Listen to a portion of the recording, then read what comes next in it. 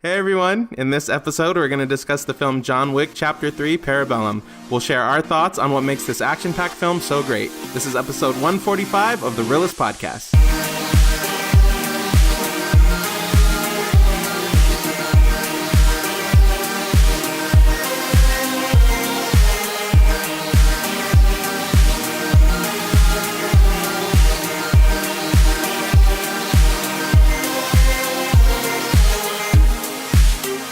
Hello listeners and welcome. I'm Donnie. And I'm Oscar. And we have our producer Ruben here.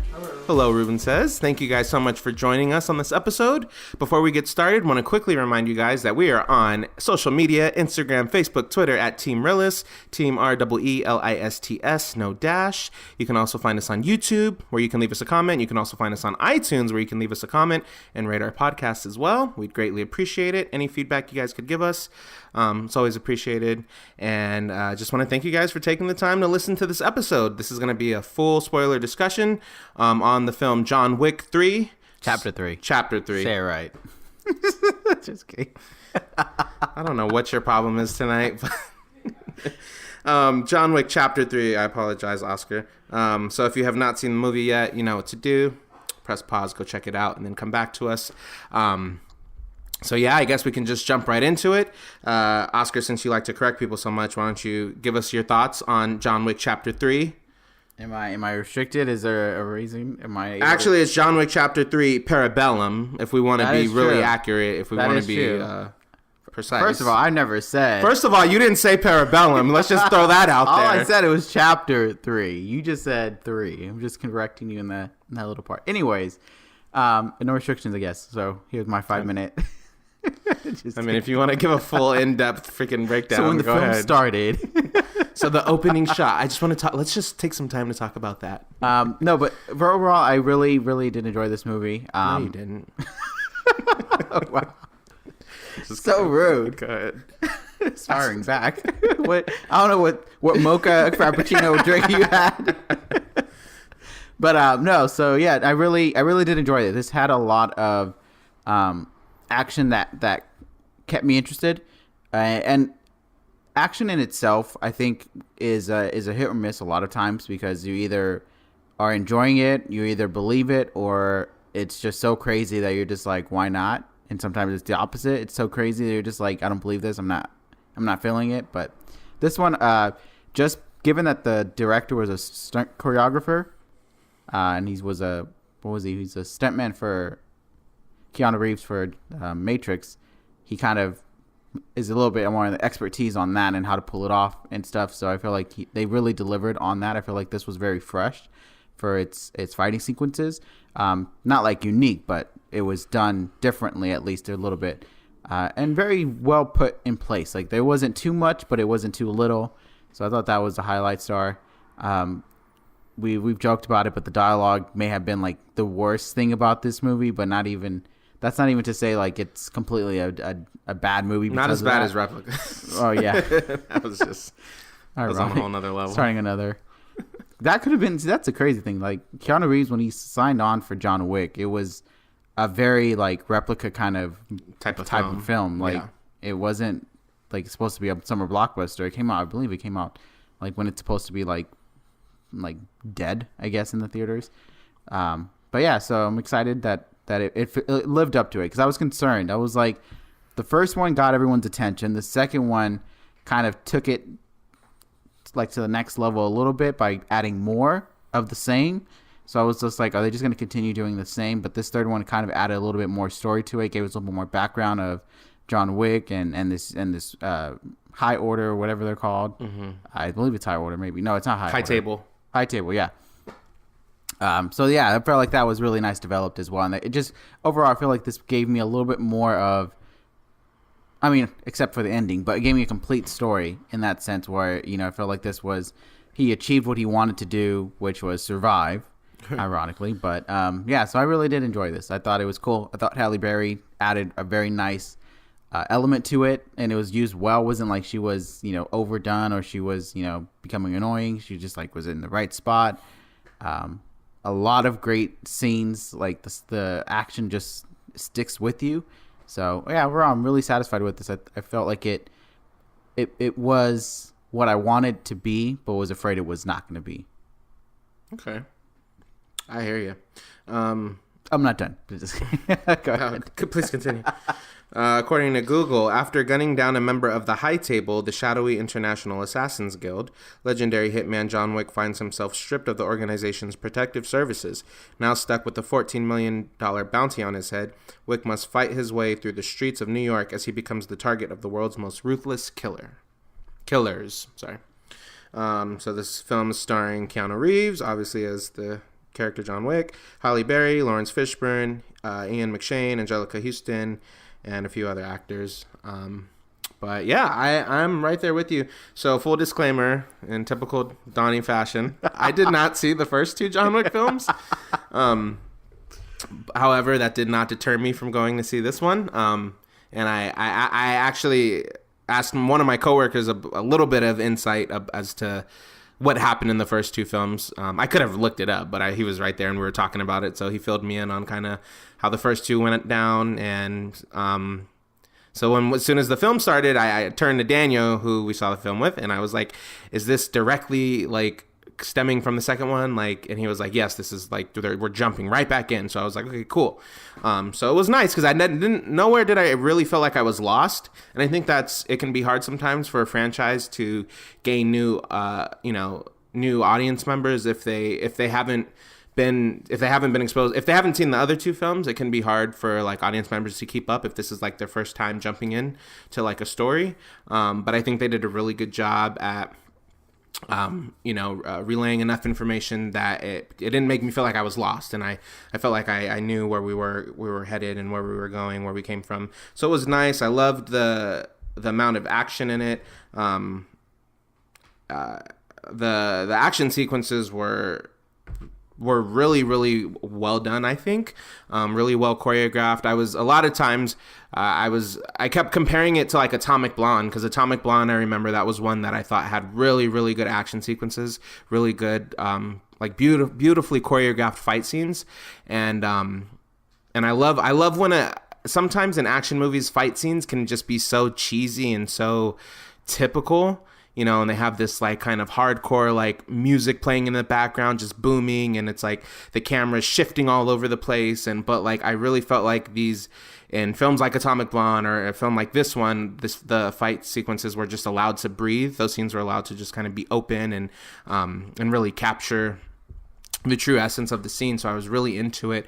And there was a ton of action. I wanted to ask you, like, because at first, sometimes I've seen, like, at first, and maybe my taste has just changed over time, because I never had really been super into action films, but over the years, I found myself liking them more and more and more. Like Mission Impossible.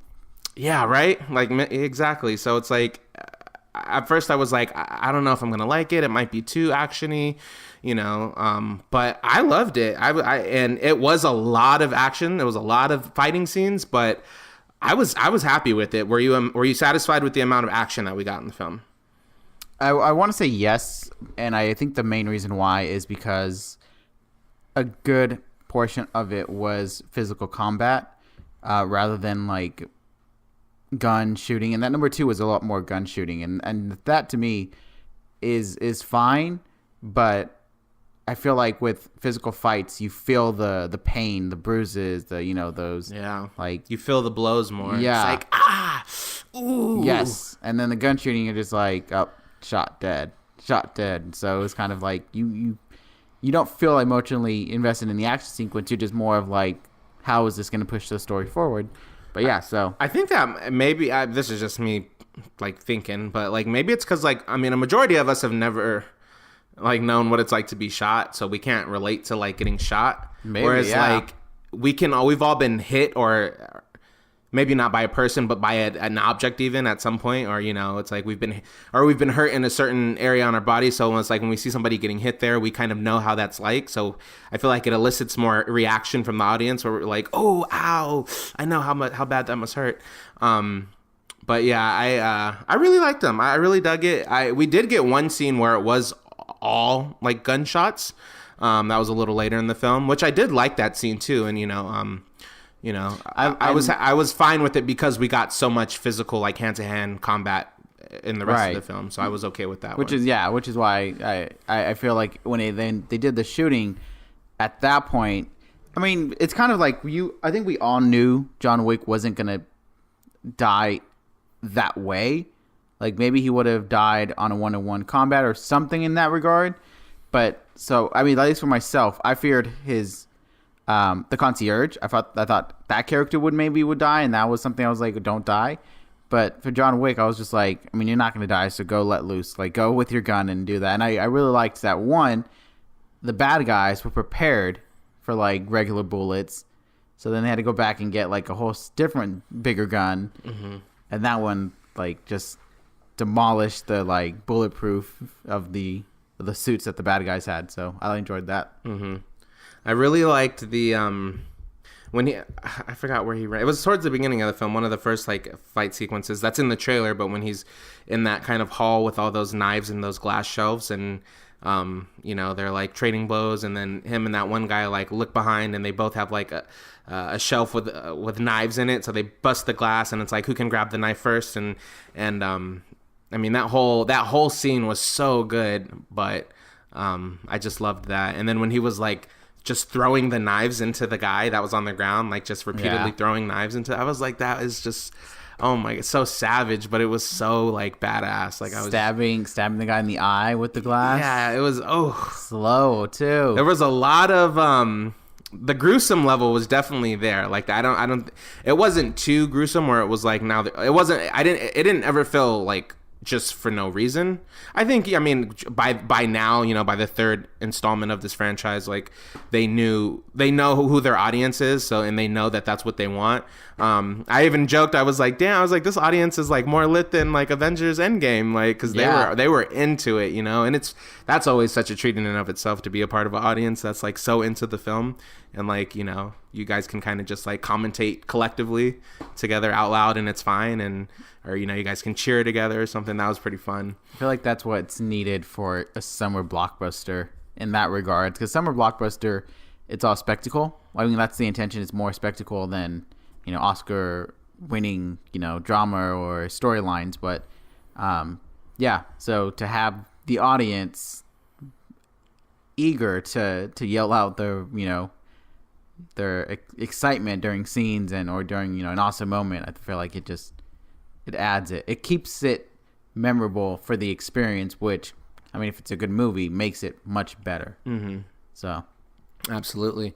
So in terms of like the villain of this movie, I mean, I guess you could say all the guys that were coming after John Wick were the villains, but I feel like they kind of centered in on the lady who was from the high table, the bald-headed lady. I don't know what her character's name was, but she was basically she was bald-headed. She had no hair.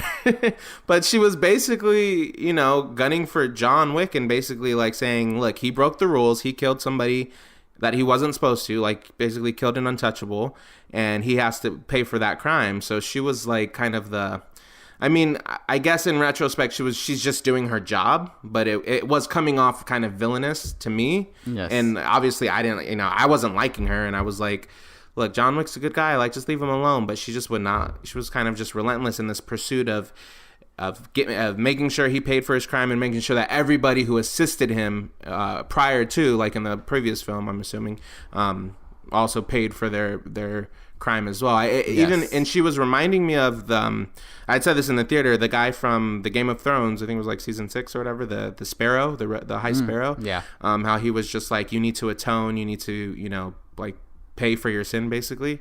It was reminding me of that, like someone who's just, it doesn't matter the circumstance, like it's like there's no gray area. Like if you sin, you have to pay for, or if you commit a crime, you have to pay for your crime. And this is kind of like what she was in the film, and she was pissing me off. Which worked well. I mean, yeah, she excellently played the role of someone that has power without doing much, and you feel that, and you feel in the choices that she makes and the things that she says. You definitely felt that, and I think at first you're just like, maybe she's not too much of an important character, but you started to feel how much she was really part of the I mean, how much power she was given from the high table to do these orders to the point where you're just like, oh, she's a legit threat. Yeah. So yeah, I at first it was just like, and then it's like, okay, I'm starting to you're irritating me here because you're attacking these characters that I'm familiar with. But yeah, so it became to the point where I was like, yeah, you got to go. And I thought, full spoiler here, I thought she was gonna die. I thought at some point she was gonna die. Like I thought they were gonna be like, even at the end when when she what did she do? Desecrated something. Like she basically took away the status of the hotel. There wasn't a safe zone, yeah. Yeah. So once she did that, I thought, oh well, it's a free for all. They're just gonna kill her then. Right. I was expecting that, but it didn't happen. I was like, shucks. I wish it had. But question: was she from the previous films at all, or is this like a completely new character? From my understanding, she was a completely new character. Okay. I don't recall her from being in the other films. I mean, the high table was always there, but her character herself was new. Okay. Yeah. I mean, I was just like, I was ready for her to die. But I mean, she didn't, and maybe she'll serve some purpose in the next film. But I mean, I think she will. I think she's representing the high table in this regard. So you seeing her means the high table still wants whatever to go their way or John Wick to die.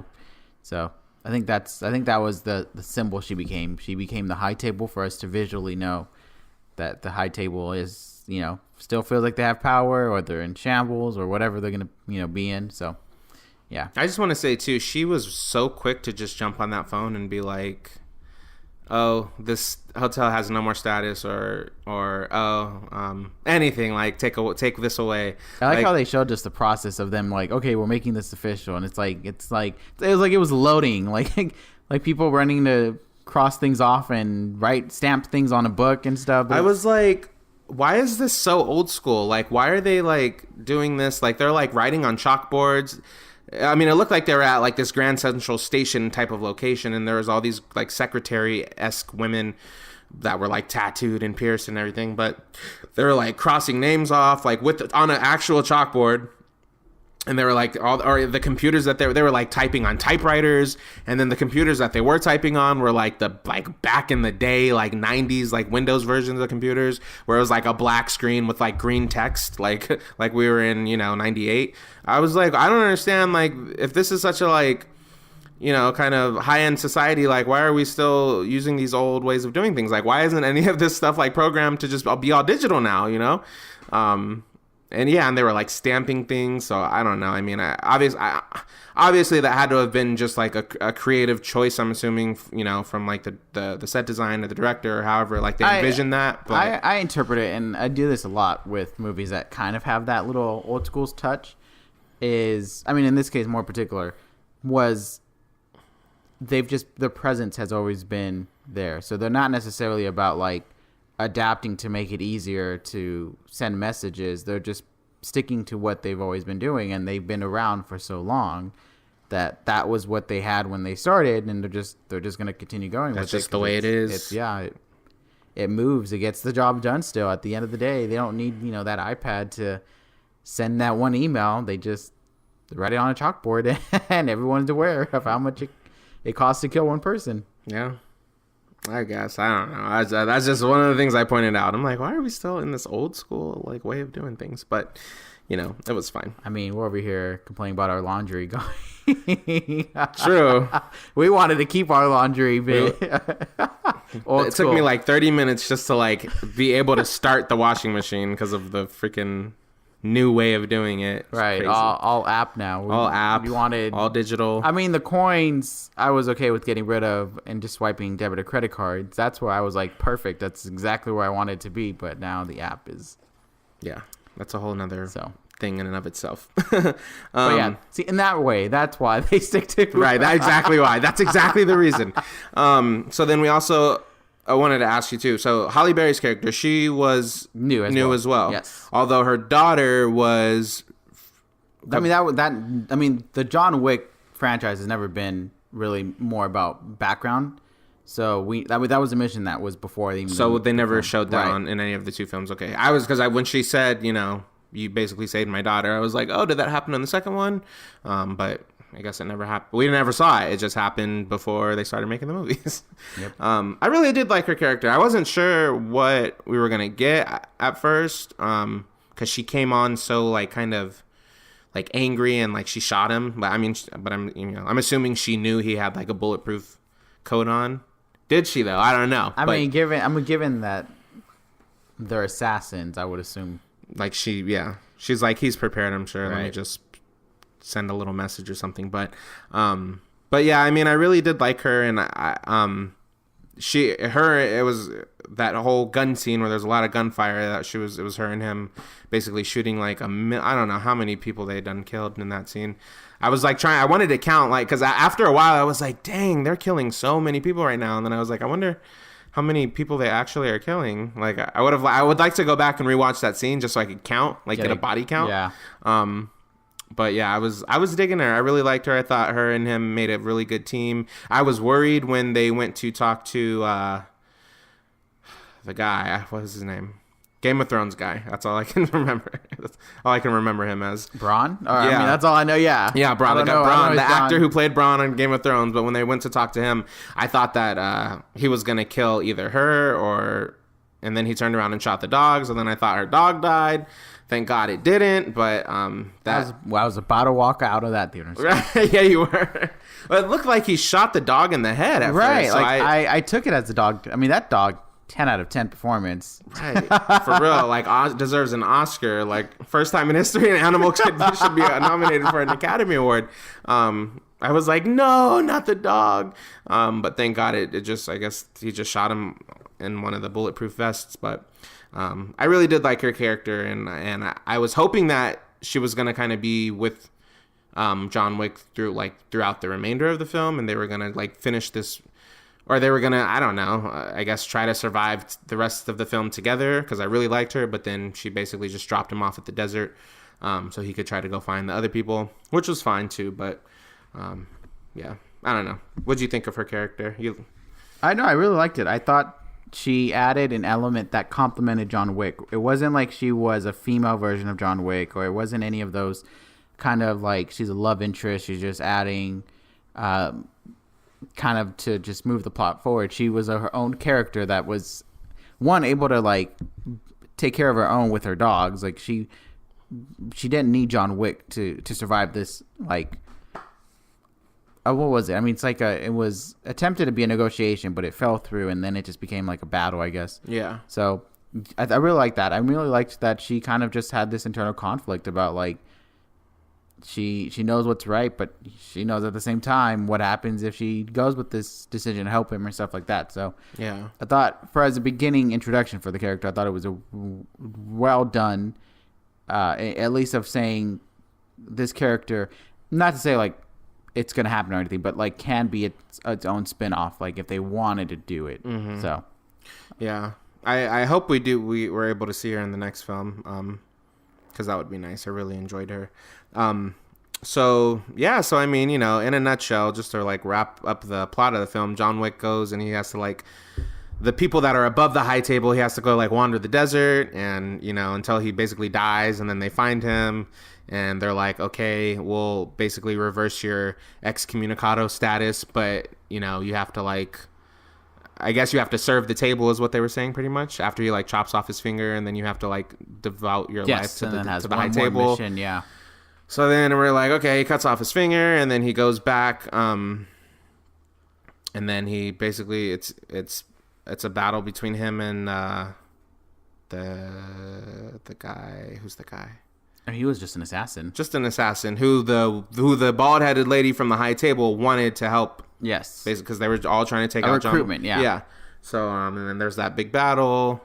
John Wick. It's crazy. I mean, out of all this guy is not human. All the fighting he did, all the blows he took, all the like. I mean, just cutting off his finger, like that alone, I was like, that would take me out for like a lifetime. But he just a lifetime. He had to just keep going and just keep fighting and to survive. It was insane. I don't know how he did it, but he killed everyone. This is why the memes were like hilarious when Infinity War came out, and they were like, they had snapped John Wick's dog from the first one, and so He was like, Thanos was like, oh damn. Oh, I didn't see that. Yeah. I gotta look that up now. That's funny. But yeah, so he basically, I mean, I guess it ends with the high table and the guy who runs the hotel coming to an agreement, like John Wick has to die. So it seems that he pushes him off the building and it seems like he's died. So then it's like, okay, we're good. And then of course, right before the lady leaves, she goes and looks on the street where he fell and she's like, his body's not there. What happened? And, I hope if he should, turn up, this is going to cause more problems for you. And, he's just acting like he didn't know nothing, but I'm sure he knew what he was doing. And then we see John Wick reunited with I don't know what Lawrence Fishburne's character, the King. He was a crime lord underground, yeah. Underground crime lord. And he's like all pissed off. And he's like, are you mad, John? This is where the cheesy writing comes in. He's like, are you mad, John? He's like, yeah. I don't know. Is that what he said? He said, yeah. Did he say something else? I don't know if he said, yeah, I am, but yeah, along the lines. I am. And then that's it. So we're like, okay, perfectly sets us up for a fourth one. Which was announced today that there will be a John Wick 4. So are you happy about that? And if you are, well, depending on if you are or not, it doesn't matter if you are or not. Tell us if you are, but what do you hope to see from the fourth one? I mean, I am excited for it. Given it's kind of the same thing with Mission Impossible.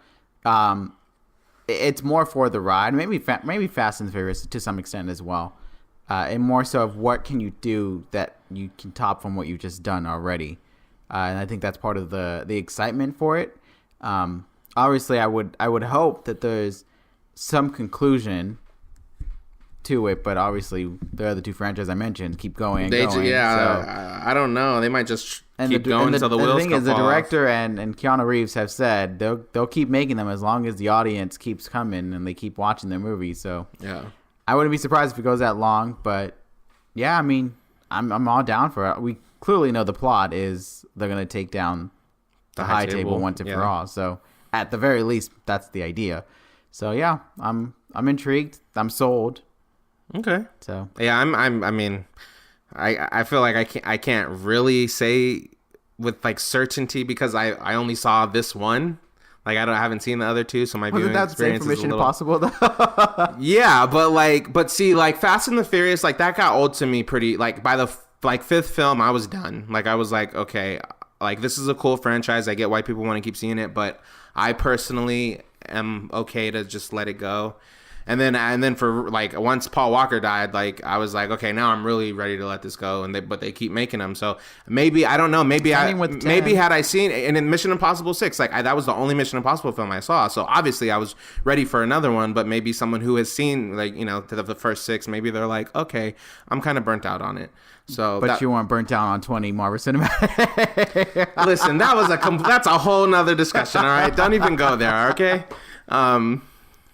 That was like that's not fair that you threw that out. But you aren't done on Amy Adams' 12th movie. You're getting really disrespectful. But yeah, I am excited for a fourth one, and I definitely want to at some point watch the first two. Even though I mean, other than just to say I watched the first two, there's no point in me having to watch it. But I would. I think you'll see. You might learn the appeal of why people were excited for the third one. Yeah. Because people were, not like Avengers Endgame or any Marvel hype kind of status where tickets, sold out 5 months in advance or anything. But yeah, no Amy Adams film or anything. But all right, but it was something that, as you saw, people were excited for in the theaters, and so I think it's one of those action movies that so far it hasn't gone wrong. So yeah, why not be looking forward to it? So. Absolutely. Yeah, you get an appreciation. Maybe you might see one of these other scenes that you're just like, wow. That's it. That's it? Wow. Maybe. We'll see. Do you have a favorite scene from this film? I mean, I think I'm going to say it's tough because a lot of their sequence were amazing. The knife sequence was good. The beginning fight with the basketball player, the NBA basketball player. Mm-hmm. That was a good one. Just that brutal kill that he does was good. The horses, riding on the horses and the motorcycles was good. But I think I think ultimately when he teamed up with Halle Berry, I think that was probably my favorite, just from a like movie standpoint, how they were filming it, and like it really felt like it was. I was laughing. I was saying this at some point during that sequence that it felt like a Universal Studios kind of little show when the dog's running up that like ramp. Yeah, and I was like, that's exactly what they show you in those like little shows. I did feel like that, but I feel like it was just that classic Hollywood sequence, and it was done well. And overall, I wasn't too scared for the characters to die at this moment. I felt like they wouldn't just kill them. So I was looking forward to just seeing how they just stayed alive, and they used the dogs well. The dog was like the equal companion to the girl, being able to like push the guy down and shoot essentially. Mm-hmm. And that sequence when the dog ran up the wall to get to the roof to get to that other guy. Yeah. To know that wasn't even CGI, that was an actual like stunt from the dog. 10 out of 10. That was a really good scene. I think I'm gonna have to stick with the scene that I mentioned towards the beginning of the film when he was fighting all those guys with the knives. I just thought that was such a well crafted scene. And I love, it was kind of reminding me of that chase sequence in Mission Impossible 6 where you just hear, like him on his motorcycle, or her on her motorcycle, and him in the car, and you just hear all the natural sounds from the street and the cars, and the tires on the ground, and there's no music pacing in the background. And it was like that in a lot of these fight scenes, which I always appreciate so much. Or even like Atomic Blonde, where it's like they're not trying to give you all these bells and whistles and fluff up any acting scene, like it's or not acting scene, fighting scene, but it's just solely focusing on the hand-to-hand combat and the choreography of the fights. And I really, really just thought that was a really beautifully choreographed fight scene. And the knives were just it was vicious and malicious and gruesome, but it was like, so it's what we wanted, and it was just really cool. So I'd have to say that's probably one of my favorite scenes. I don't know if that was my favorite scene, but definitely my favorite fight scene. So with everything we said, Oscar, what is your final real score for this film? I'm gonna give it a 4.5. I really enjoyed the experience that I was watching this movie, and I ultimately think that the movie was a fun, good story that I will probably want to see the moments over and over again down the road. It definitely made its mark. It was a pleasant, I don't want to say hit, because I was thinking good expectations. It was like a pleasant treat, and a little bit more. It was like, it's like, essentially I would say, to put it in a little metaphor sense here, it's like I had asked for something, and I thought I was paying for something, and the employee of that place was like, "Oh, it's on the house," kind of, like it was like a nice little surprise of what I thought, what I wanted, what I was gonna get. So yeah, 4 out of 5. I think 4.5 out of 5. 4.4. Yes, correct.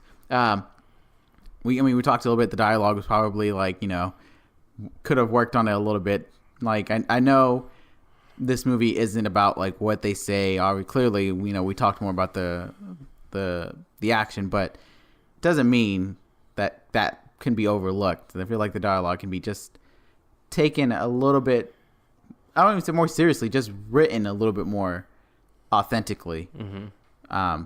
So yeah, I think that would be it. But I mean, yeah, almost overall the most positives about it. So I enjoyed all the scenes that were action. I think had something about it that was awesome. Right. So that was a plus, and very little repetitiveness of like the sequences. And so yeah, I definitely will say 4.5 out of 5. I'm gonna need you to stop stealing my real scores, because that's what I am also giving it as well. 4.5 out of 5. For all those same reasons. I mean, just the fight scenes alone were so great. So I mean, the action level was for me perfect. The characters were fun. It had a little comedy at times, some little comedic moments here and there, but overall just a fun like summer blockbuster. And I mean, the dialogue is probably the biggest fail. It wasn't even a fail. It just could have been upped a little more. Like, just like you said, just because you focus so much on the action doesn't mean you can't put that much effort into the dialogue. But you know, I mean, they all can't be like quoting Shakespeare over here. Like, I get it, but you know, it's an action flick, it's a fun blockbuster film. So, but other than the dialogue, I'd say it was a really, really great film. And I think, I mean, if you're squeamish or you don't like action films, maybe, you know, don't check it out. But I think if you're impartial, I think you'll really, really like it. And I was really surprised at how much I was really into it, especially not have seen the first two films. So I think it did a great job. So 4.5 out of 5 for me. Ruben has not seen it, so it's a 1 out of 5. Eey. Harsh. What's it take to get a decent score from you, Ruben? Jeez Louise. The trailer's not even please you at all. No, man. He's just not into it. He's like 0 for 2 for Keanu Reeves this year. Right. This was way better than Replicas, I'll say. Like, I don't even know what we gave Replicas, but it wasn't like a 1.5 maybe. Yeah. This was definitely an upgrade. And that dialogue was bad. And that dialogue was bad too. Keanu Reeves, like, you know, maybe you should advocate for the dialogue of your films to be a little more improved. Yeah, you will. I'll do that. But listeners, definitely share your thoughts with us. Let us know what you thought of this film. If you've seen the first two, did it live up to the expectations, live up to the hype? Was this the best installment in this franchise? Remember, you can let us know your thoughts on Instagram, Facebook, Twitter, YouTube, or iTunes. And just let us know what you thought of the film. Thank you guys so much for listening. We always appreciate your listenership. And yeah, I just said listenership, made up a word. Maybe. We'll look it up. Maybe. We'll have Ruben check that. But thanks, guys. We'll catch you next time. Thank you.